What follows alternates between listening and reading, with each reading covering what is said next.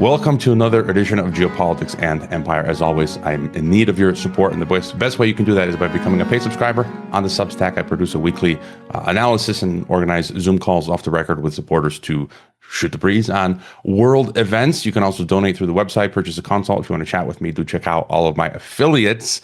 And joining us for the very first time on Geopolitics and Empire is Jeffrey Peel of the nuanced.uk.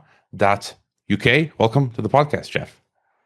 Thank you very much indeed. How are you? Lovely to be here, and I have so much respect for the work that you do. And I've watched many of your interviews, and they're every time even more fascinating. Yeah, thanks. Somehow I came across you on X, and I'm like, this guy. The comments that you make, your website, your blog, your podcast, and you're on frequency. And just before going further, is there anything you'd like to add about your background, yourself, and the work that you're doing at New Era? Well, the New Era was a sort of act of expediency, a bit like you. I think, I know you've been going longer, and I think maybe you had some awareness of what was going on before many of us, and I think the COVID era was the great awakening call for many of us. But the New Era was an act of expedience. I just wanted to be able to express myself about the madness and craziness that was going on. But up to the point that I started that, I had just been an ordinary jobbing, consultant working in the world of business. My most recent experience prior to the COVID event was ironically working for the government as a consultant. And ironically, again, given the nature of the conversation we're going to be having, I was focused on technology. So I was working for the Department of Trade in the United Kingdom and helping get typically US companies, but also Australia and New Zealand companies to enter the UK and to set up shop here. So I was working for the government in tech. And then the COVID event happened, and suddenly I kind of realized that perhaps tech was right at the center of this new world order, this new era. And when I first started out, I was writing particularly about how sort of nefarious technology players were very active. I started noticing companies like Palantir and so on and entering the United Kingdom market. The mafia, the PayPal mafia getting involved increasingly in a lot of these companies. And as a result, I started focusing particularly on technology markets and some of these technology companies. And then it widened because I realized, and I watched your interview with Phil Wiseman, who was talking about the agenda, Agenda 2030. And I started putting together some of these pieces. And the New Era, my output, by the way, isn't as voluminous as yours. But the New Era was an attempt to interview some of the people who were, thought leaders, to use that awful term, but, who were looking in depth at what was going on and trying to give them some airtime because a lot of them had been deplatformed. I think I've interviewed many people that you've also interviewed. And so that's where it kind of came from. So I sort of fell into this whole world of alternative journalism, I suppose. It's been a fascinating experience, and I'm continuing to do it. I'm also writing a book at the minute as well, a novel, because I thought I would like to sort of shrink wrap an awful lot of my thoughts and perspectives relating to the agenda, if you could call it that, into a novel format. So I've been working on that for the last few months as well. So my output on the New Era has not been as great as it should be. So that's been my focus recently. And before getting your further thoughts on the agenda, I had this question for you because, again, I think we're both on point here. I wanted to take a cue from some of my listeners, and I like talking to everyone, and sometimes I platform. I talk to people across the spectrum, but sometimes I'll talk to left liberal globalists who might be experts in their field, some of which invite themselves on. Agencies that push guests. But I'm noticing a few people are getting tired of BS. The hour is late, and they want unbridled truth. And we know people are tired of mainstream media, but I'm sensing now people are getting tired of mainstream alternative media as well. And so I'm going forward. I'm going to take a cue from folks and talk, thinking of talking more with people such as yourself, people who really understand the conspiratorial nature of things, so to speak. Just any thought on this? Have you sort of noticed this as well? Yeah, absolutely. There were a number of people that I worked with in the early days. In fact, I even interviewed some of them, and it became clear as I got to know them more that there was an agenda.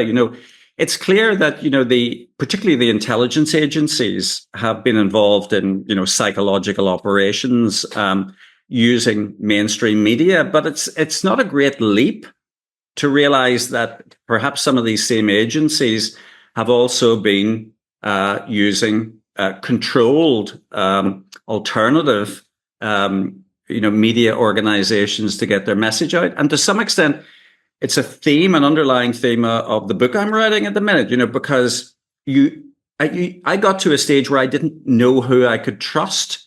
And there were many, and it's the case, obviously, in terms of Twitter, for example, when Linda Yaccarino was appointed, to Twitter, she made that famous comment, it's about freedom of speech, but not necessarily freedom of reach, So it's clear that on X, there are certain people, I like to think, refer to them as sort of sycophants, Musk sycophants, who will go with, they'll keep everything within the Overton window, but they won't, look outside that window at a vista of control and coercion.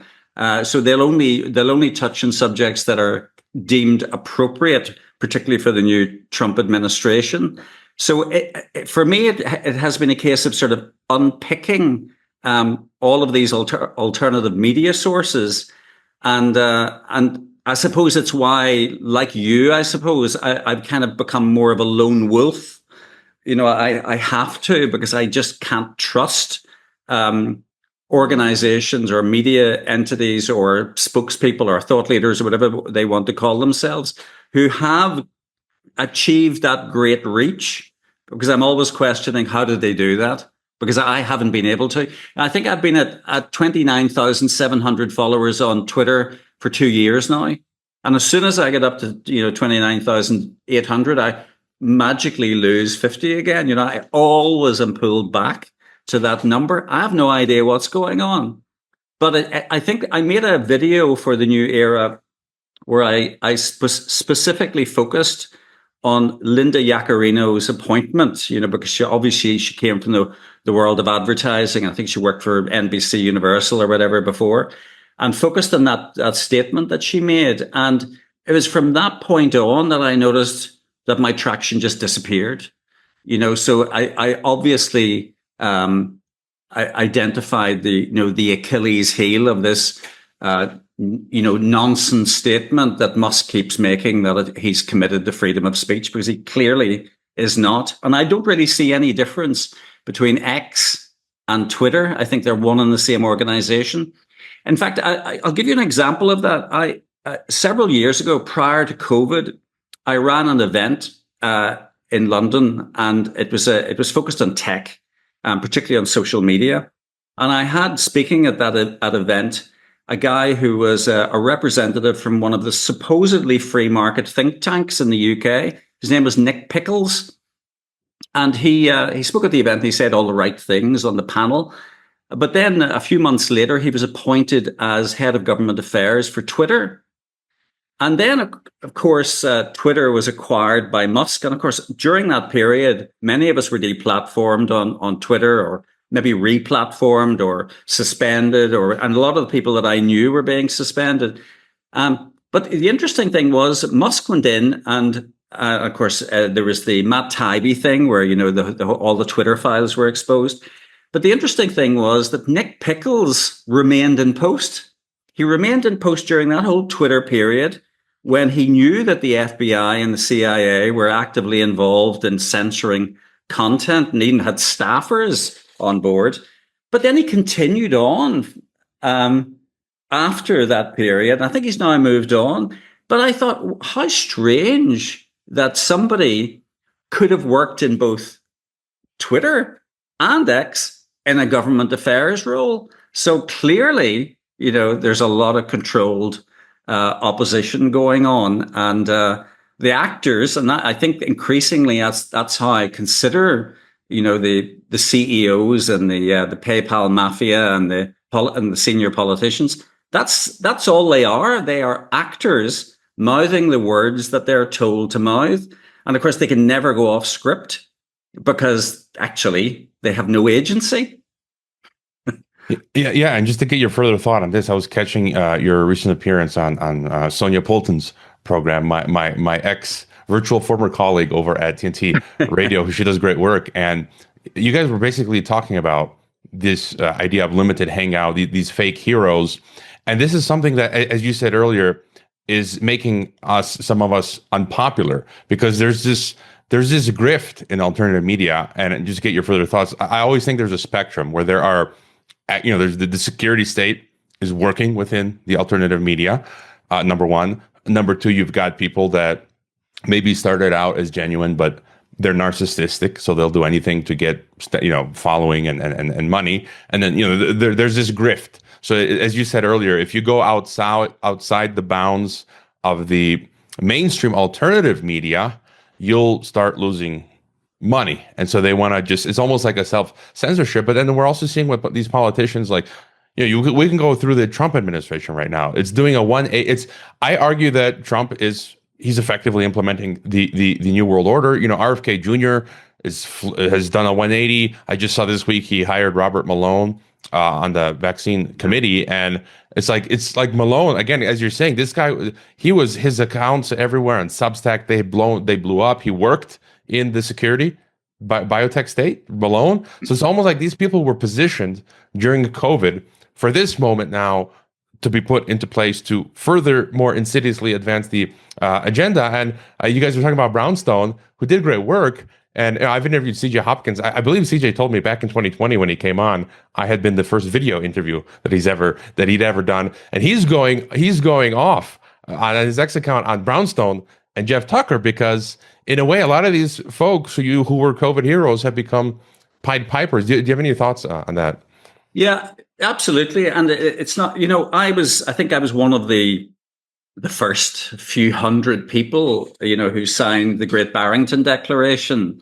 I thought at least it was an alternative view. At least it was saying, all of the, sheltering vulnerable people. And so I think I've moved on from that. I think at the time, it was about stopping the control and coercion measures, and drawing attention to how ludicrous all of the nonsense was. But then, of course, we had the vaccine debate, and Jay Bhattacharya and his colleagues seemed to go strangely quiet on that. I think some of them went a little bit further, but now, of course, it's come out that Jay Bhattacharya was a good friend. I think he was a college friend or a school friend of Peter Thiel, and could it be that they're all interconnected in some ways? And you're right; they create a straw man. They put they laud people. I'm a great follower of a blogger in the UK. You may have come across Mary Finch.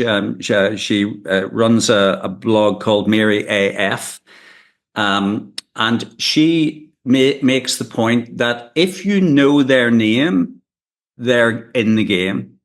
Because what they do is they will ignore anybody who, for example, says COVID was a scam. There was no disease. There was no virus. There was no effective vaccine. There was no need for a vaccine. There was no need for all of this 6-foot separation nonsense or wearing a mask between mouthfuls in restaurants. If you say that, you've gone a step too far. Once again, you've looked outside of the Overton window. And that's what they do. They will ignore anybody who has an alternative view and says what we're not supposed to say. It's all nonsense. Everything about COVID was nonsense. And of course, they had a captured media. And they will continue having a captured media, controlled media, because they cannot let us have any airtime or any visibility. But I think actually there is cut through, because people yearn for free thinkers. It's in our human nature. We seek them out. If everybody becomes a yes man or woman, we have to, in our very nature. Maybe it's only a certain percentage of society, but we have to, in our very nature, seek out the thinkers. Seek out people who have an alternative view. And I suppose deep down, I've always challenged authority. I've never found so-called experts telling me what to think right or morally justifiable. I always have to, I often use the quote from, I think it was Professor Richard Feynman, who said, it's much more interesting not knowing than to have answers that might be wrong. And I think that's why we do need these free thinkers. Okay, they might be niche audiences, and we might be called conspiracy theorists, but the alternative is coercion and control.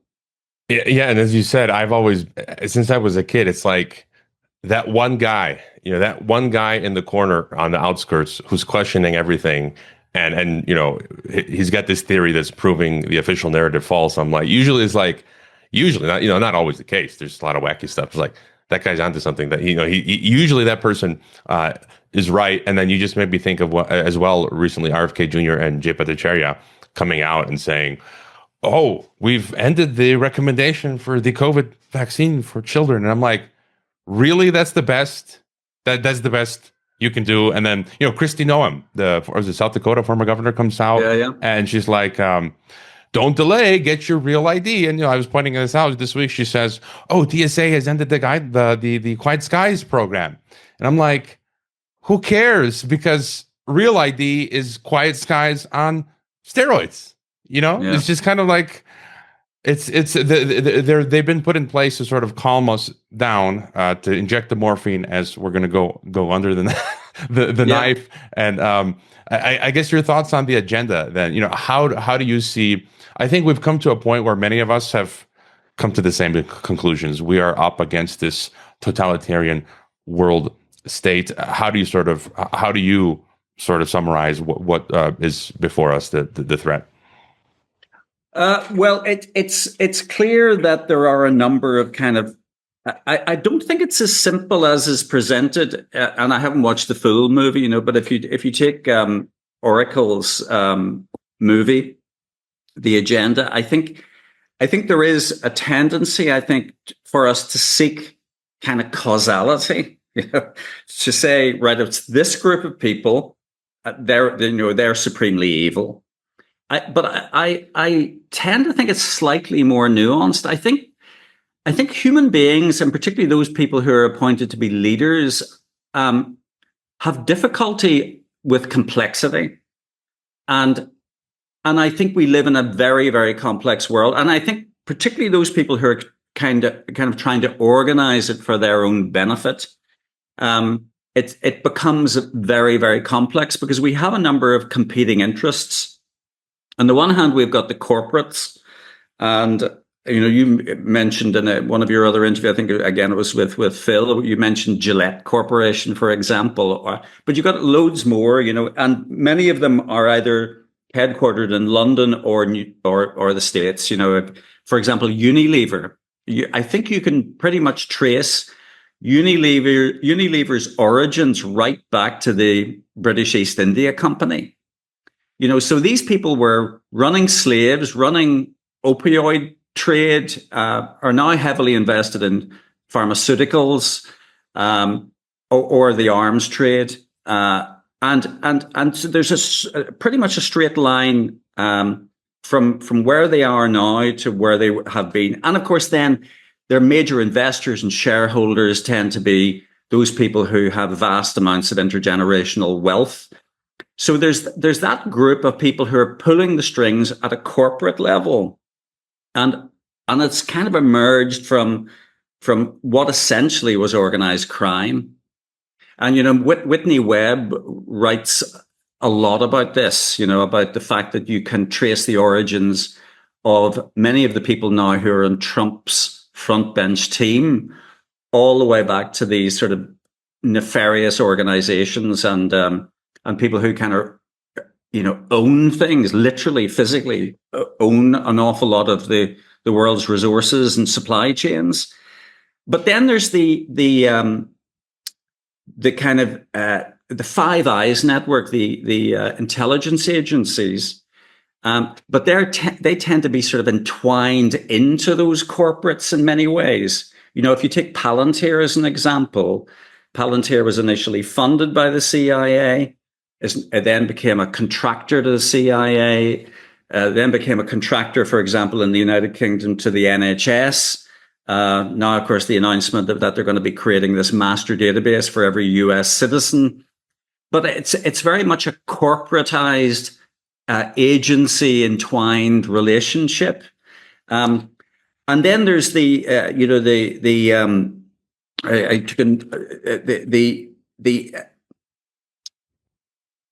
Five Eyes network, which was created after the Second World War, was about collaboration between those nations that during the COVID era were the most fascist, and that sort of rings alarm bells for me. And it implies that there is a kind of collaboration between the Five Eyes nations, and they kind of define the Western agenda to a great extent. And that has a ripple effect through this sort of organized crime mafia and corporatist network as well. So I think there's elements of all of those three things interworking and playing out. But it's impossible, I think, to say that it's the WEF or Bilderberg or Unilever or Palantir alone who are sort of controlling things. I think it is an organized, testosterone-fueled mess. And of course, it involves money and Wall Street as well. It's interesting that Howard Lutnick, for example, he wanted to be Treasury Secretary, but his agenda is to drive dollar stable coins as the sort of defining digital architecture, supposedly private sector digital architecture for the new era of money. And of course, if they own money and dollar hegemony, then they have cracked this particular nut. They will have global control. And of course, the CIA and the intelligence agencies are all over stablecoins. So it's an extraordinarily difficult thing to say it's those guys and not those guys. I think it's all in the mix. And I think there's a lot of sort of internecine squabbling that we don't get to see much about because it's jockeying for position and people trying to make hay, frankly, through totalitarianism. Well, that's a great breakdown, and Bilderberg is underway as we speak in Stockholm, and there's some great folks on the ground. Dan Dix covering it, Josh Friedman, who I've had on the podcast, he's out there among a few others. I think Jacob Nordengard as well, who's a friend of the podcast. And you commented on Peter Thiel is the de facto president. Trump is mere hired help from central casting. You've also a new era. Written about from MAGA to technocracy and Stargate derangement syndrome. And I just feel like it couldn't be any more obvious. I mean, you got Larry Ellison of Oracle coming out. I mean, the whole works. And just to get your further point, what you just mentioned, if they control the issuance of money digitally, I mean, we're talking about domination of the entire planet. And then my biggest fear is, to take from my past guest, Edwin Black's term, the algorithm ghetto, the social credit system. I mean, you can call it whatever you want, digital electronic concentration camp, where they're unifying a digital ID. You guys are getting Brit card now, being talked about the digital IDs, the digital currencies, the digital passports, and then you won't be able to function. It's effectively being put into a physical ghetto or prison. And for me, that's our number one threat because it's global. And if they succeed, there's no escape from it. You can flee Gaza, you can flee Ukraine, you can flee war zones, but you can't flee the 15-minute. I live in a smart city. It's crazy, And so, just any further thought on this threat? Yeah, it's again, it relates to what I was just saying to you about the various constituencies who are driving the agenda. You've got within WEF a number of chapters or interest groups that are specifically focused on smart city developments. And what they're doing is they're seeding, and it's not even, interestingly, they're not actually giving governments money to deliver some of these things. They're essentially giving them vouchers. So they're saying, if you deliver a sort of smart city or if you announce that you're going to deliver smart city infrastructure, we'll give you a slug of money. And they're doing this in the United Kingdom. In a number of cities, they've announced that London, Leeds, Belfast, and a variety of cities are going to be given, anywhere between $1 billion and $3 or $4 billion to develop smart city infrastructure, and that would include things like 15-minute cities. But what they expect, however, is that money all be spent on WEF partner companies. So they will nominate Huawei, and by the way, these companies are not exclusively Western. We had Rishi Sunak, for example. His father-in-law was CEO of a large Infosys, a large Indian company with its tendrils in just about every corner of central government in the United Kingdom, increasingly in the United States as well, often partnering with some of the software vendors that are developing surveillance technologies and so on. So this voucher system is being used to bribe city authorities and local politicians, and the money is being funneled through central government. But the same thing is happening in terms of organizations like BlackRock as well. I think one of the first things that Keir Starmer did when he became prime minister was to invite Bill Gates and Larry Fink to Downing Street to have a chinwag about what they were going to be doing in the United Kingdom. And this meeting happened just a few weeks before the Labour government announced that they were going to charge farmers inheritance tax for passing their farm on to their children. An area that was sacrosanct, that obviously a farm is a working business. It is not something that simply derives wealth to the offspring. But again, that's all about BlackRock and Gates clawing all of these assets from national governments. So I think, again, it's a very internecine web of connections that are driving this particular smart city agenda. I did an event during COVID. Actually, I was determined to run a physical event to discuss the whole issue of digital ID, and I had Bob Moran of the Daily Telegraph, or previously of the Daily Telegraph, along to talk about what his view was on digital ID. But even then, I think that was in the tail end of 2021, maybe early 2022. But even then, I think we could all see, those of us who were sufficiently awake, that digital ID was going to be the means by which they would implement full play totalitarian coercion.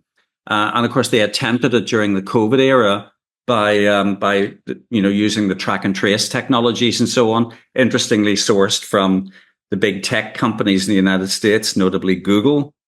So it's extraordinarily worrying, and obviously people like Musk are trailblazing in terms of embedding chips in our brains and so on. So I think the doomsday scenario would be that there would be a mandated use of biometrics. And of course, we can't get rid of our fingerprints, and if we do, we're unable to sign on for these services. But if they start using biometrics to track us and or give us permission to use services, then they've got us. That's full blown totalitarian. That's an Orwellian nightmare. Yeah, I had Bob on the podcast a few years back. He's awesome. And back in 2020, I stated that COVID was about bringing in global algocracy ruled by algorithm and AI, and the principal purpose was what you just described to normalize QR codes, digital passports. In fact, I bought, it's on the shelf behind me. It's not standing, but on eBay from an Italian antique dealer for $10, the German Nazi Ahnen passes. I mean, you had the Ahnen pass, and then you had the other one, which was the actual health passport. But the Ahnen pass was to prove your biological Aryan purity. And I purchased that to sort of try and make a point during COVID. Like if I was asked for it at a shop or something, I pull out my Nazi Ahnen pass. Oh, you want me to prove my biological, with the COVID, it's like to prove your biological purity, that you took the test or you get the vaccine, you're biologically pure. You're not like the dirty, unvaccinated, and it's the same concept. Then, you come to realize IBM was helping the Nazi regime develop this totalitarianism. Who was, we can find reports, who was helping build out the COVID passports? IBM.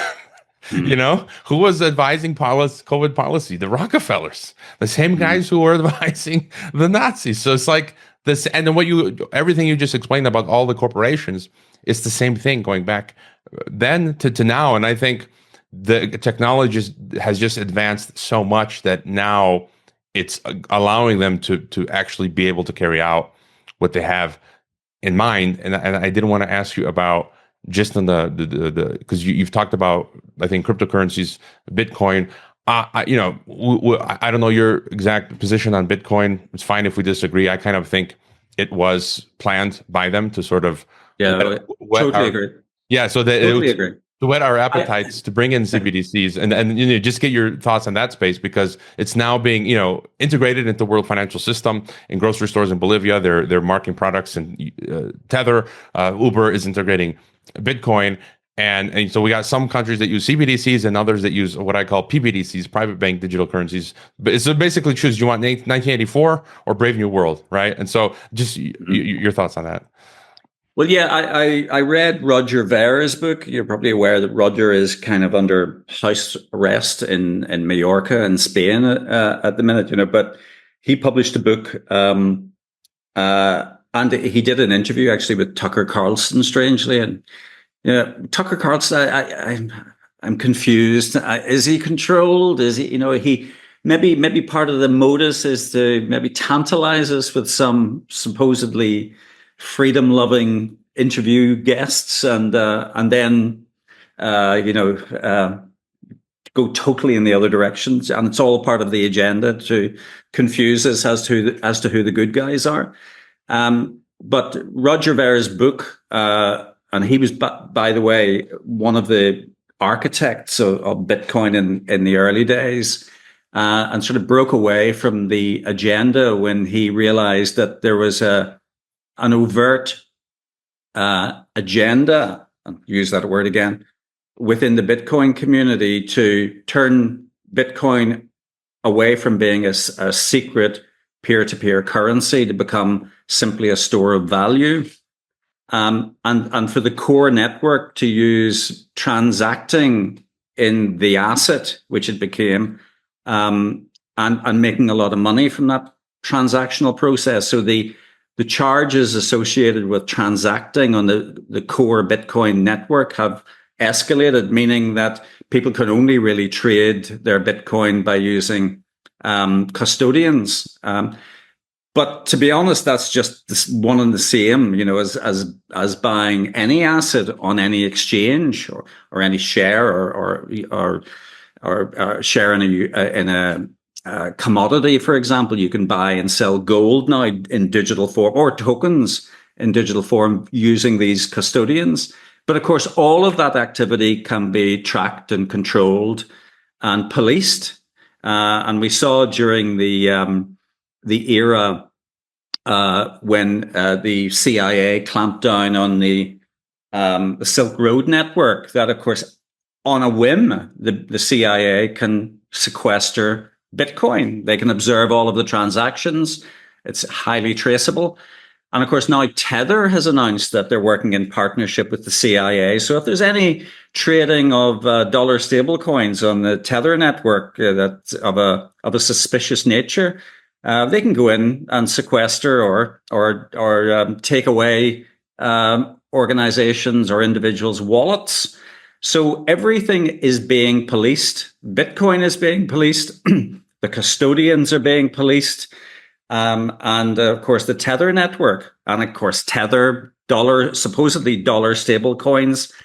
What are they pegged to? Not gold or silver or whatever, they're or even commodity prices. They're pegged to U.S. Treasury stock, to the tune of hundreds of billions of dollars.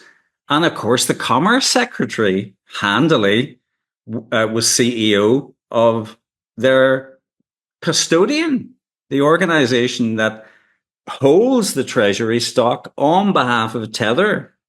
The CEO happens to be the new Commerce Secretary. So it's clear that this is all about extending the control grid. And Bitcoin, of course, if it becomes a treasury asset, is just part of that same nefarious surveillance network. Yeah, I've got Ver's book. I haven't been able to read it. That's my summer reading. I've got so many books to catch up on. Yeah, and I see it as you've explained it better than I could. One question that a lot of us have is the East, the multipolar worlds. And I've been arguing that I don't really see them doing anything different. If you look at Russia and China, they're with the same agenda. I mean, just this week we saw, Riley Waggaman. I don't know if you're familiar with him. He's living in Russia. I've had him on the podcast. Russian papers talking about they're working on Russian scientists working on bug bread, right? So do you have any thoughts on the East? Are they on board with the same agenda? Are they fighting against it? I suspect they probably are. I think again, I mentioned earlier this sort of straw man approach that they tend to take. Putin was sort of, Trump didn't he during his campaign, his presidential campaign, made clear that he would end the war with Ukraine practically overnight. In fact, I think he was hinting that he would be on the phone to Putin and they would put an end to it pretty much immediately. That hasn't happened, of course. Now with the Israeli invasion of Iran, there, certain hawkish members of the House of Representatives, one in particular who happens to be in Florida. And do you remember when DeSantis was lauded as being, a freedom lover? And of course, but on Israel, that's maybe a step too far, So now we're hearing noises that, that this will engulf, when Israel continues bombing Iran, that this will engulf Russia. We might end up with a similar situation to Syria, where we have very, very odd goings on between the United States and, for example, the Emirates or Saudi getting involved in the whole thing. I don't. It seems to be a stitch up. Every geopolitical scenario always involves the same players, and I think you're right to hint at the fact that perhaps Putin and the rest of them and China are all playing the same game, which would imply, of course, that the ultimate agenda is global government. They all want the same things. The Chinese clearly want to be able to, with their credit scoring systems and their digital IDs and their digital currencies, they want the same output as Palantir seems to want in the United States, and that Keir Starmer and Tony Blair want to put in place in the United Kingdom.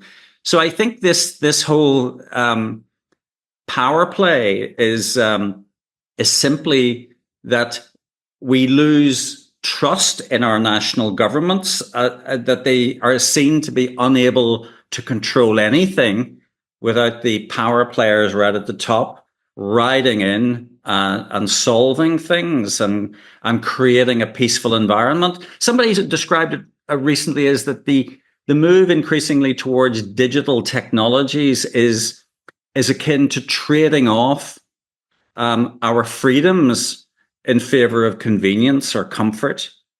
And I think that's going to be happening at a geopolitical level. If you want an end to all of these wars, guys, you need to be able to allow us to control you. You know, we will allow you to live in peace and comfort.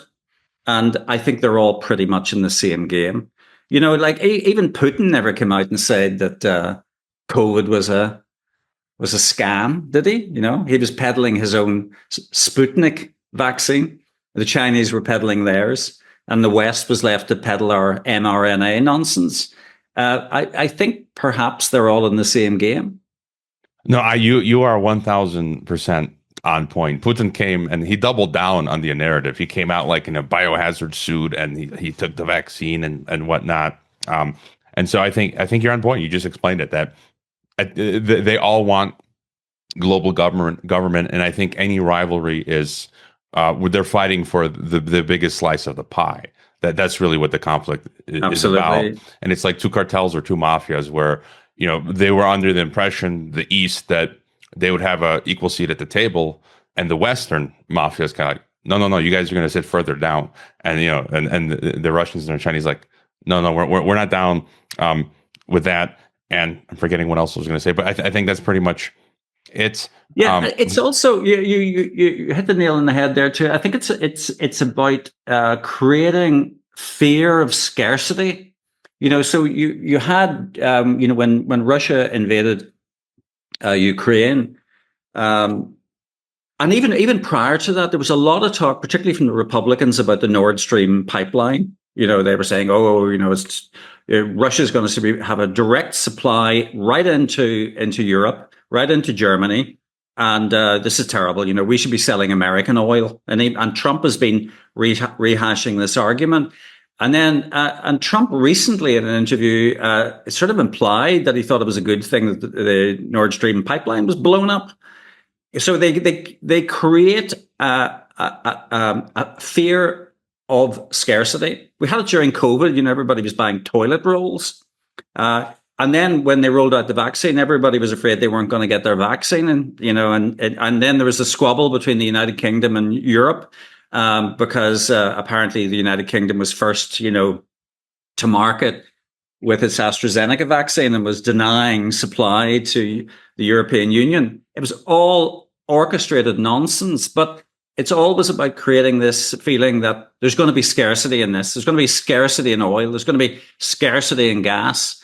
And ironically, actually, recently, the gasoline prices or, you know, crude oil prices have been slumping because there's actually been a decline in global demand for fossil fuels because of all of the net zero nonsense.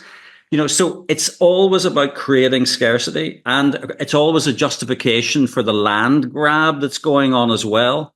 But the only people who suffer from all of this are the ordinary people who have to pay through the nose. So even though the crude oil prices are slumping, they're still charging more and more at retail to ordinary consumers who can, in many cases, barely eat or pay their energy bills. So it is definitely about land grabbing and creating false scarcity when there is no such thing. And that's absolutely front and center of the technocratic argument. It's about energy being in short supply. You know, it's about energy being the thing that has to be traded, even though it's in plentiful supply. And I interviewed on my website a guy in Africa, a farmer, a small holding farmer, and he was attacked by the BBC Verify team as being a conspiracy theorist, because the guy was simply saying that he needed to buy diesel to power a tractor, you know, and he couldn't, you know, because the entry point of buying a tractor as a small holding farmer in Africa was, you know, it was like unattainable. And even getting diesel fuel for the tractor would have been very, very difficult for him as well. And he simply started making the argument that, you know, we need fossil fuels in Africa. We need fossil fuels in order to see the economic development that you guys have seen in the West. And what happened? BBC Verify outed him as being a conspiracy theorist, as being paid off by the oil companies. You know, this was all nonsense. And his name is Jasper. His surname escapes me at the minute, but it's on my website. But here was an instance of somebody saying this scarcity that I'm being told that exists for me as a smallholding farmer is wrong. It's nonsense. I should be, people should be supplying me with oil, and I should be able to buy an affordable tractor. And for that, the BBC, state-funded broadcaster of the United Kingdom, came down on him like a ton of bricks, and I thought that was utterly offensive to any basic notions that we have that we live in a free democratic society. Oh, so I know who you're talking about. I follow him, Jasper Machogu, and I've been meaning to Jasper interview. Machogu. Yeah, I've been meaning to get him on as well. I'm gonna check your back archive on that, and yeah, basically, I mean, you're talking about. I like to call it death zero, right? Net zero, death zero, the green agenda, and it's all about neo-feudalism, re-implementing feudalism and erasing the middle class, and we're seeing that across the board. Housing. I talk to people where I live in Mexico. Housing in the past decade has tripled. Food and energy at least doubled. Salaries have stayed the same. You can't tell me that this isn't intentional.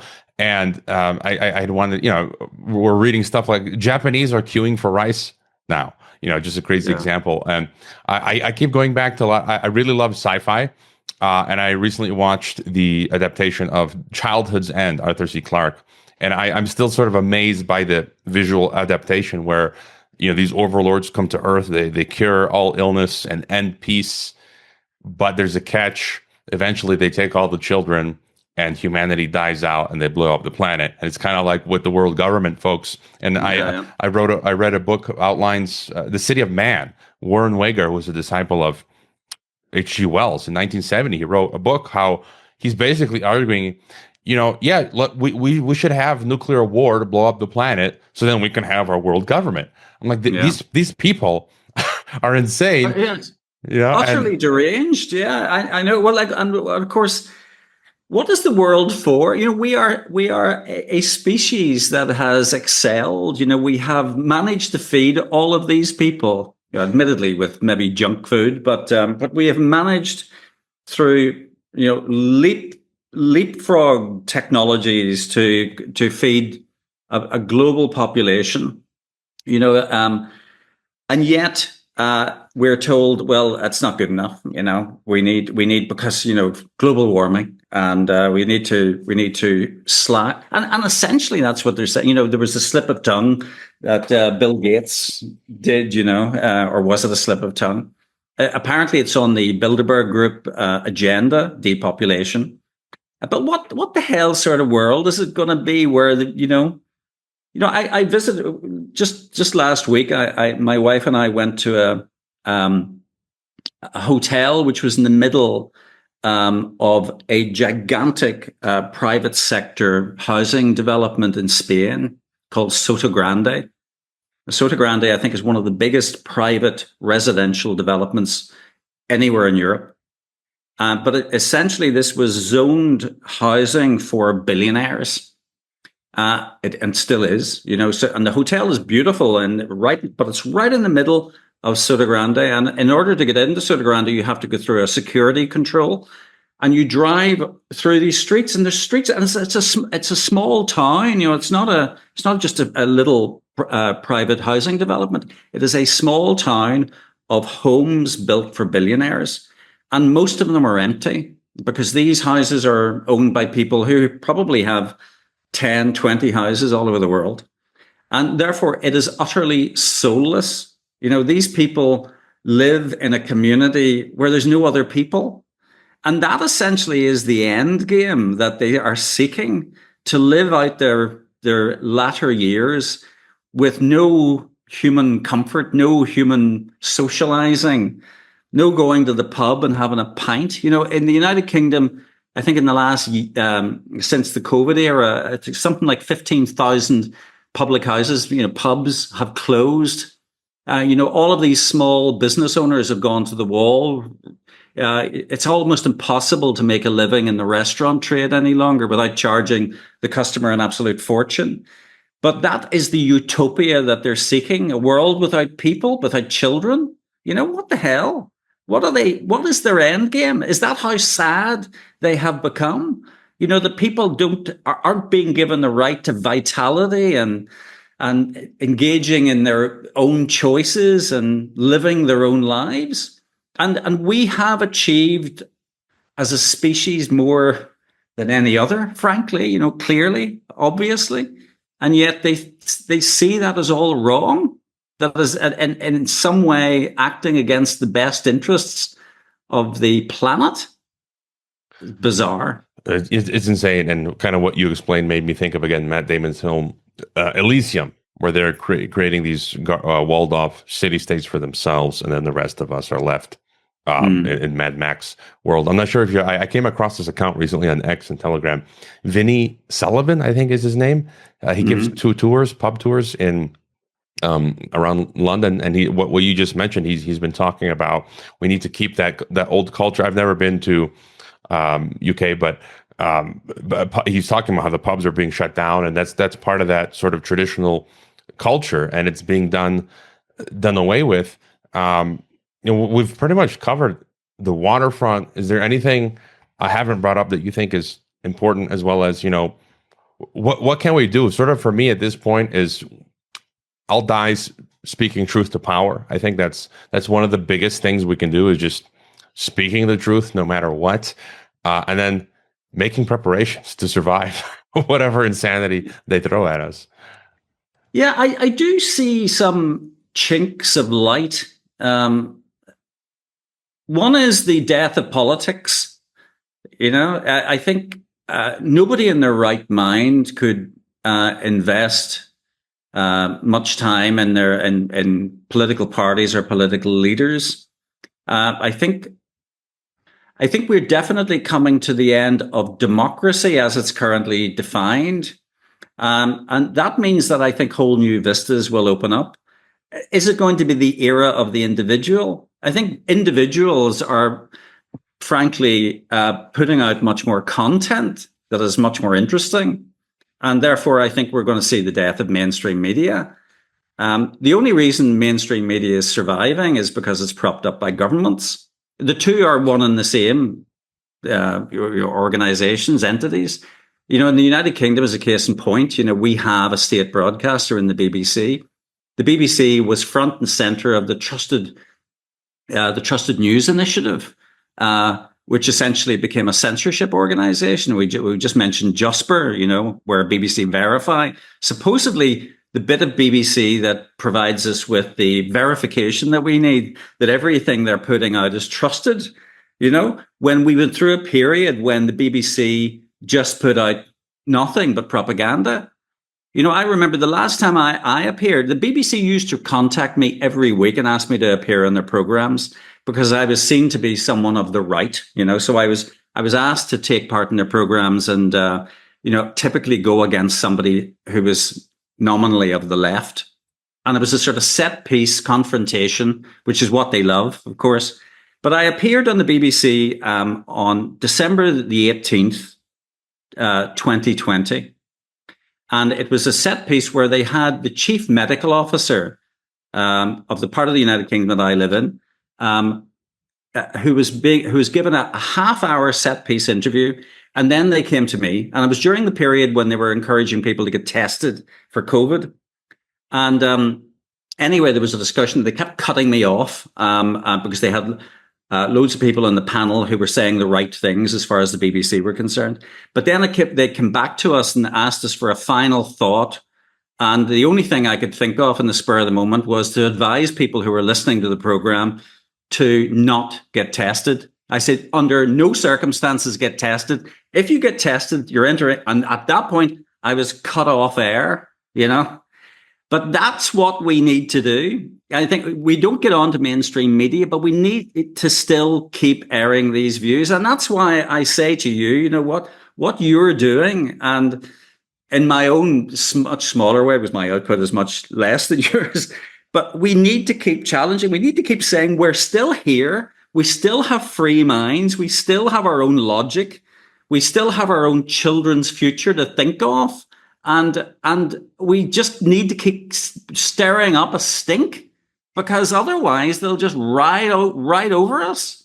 But the chink of light is the fact that we invest no trust whatsoever in our media organizations, and we invest no trust whatsoever in our politicians or those actors who are appointed as our political leaders.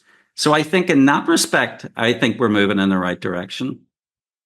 Yeah, I think you're right. I didn't know you were on BBC. That's hilarious, and I think that's what we need to do, and even just to remind the people around us, shopkeepers, government officials, that we're not going to comply. I was talking to an Uber driver.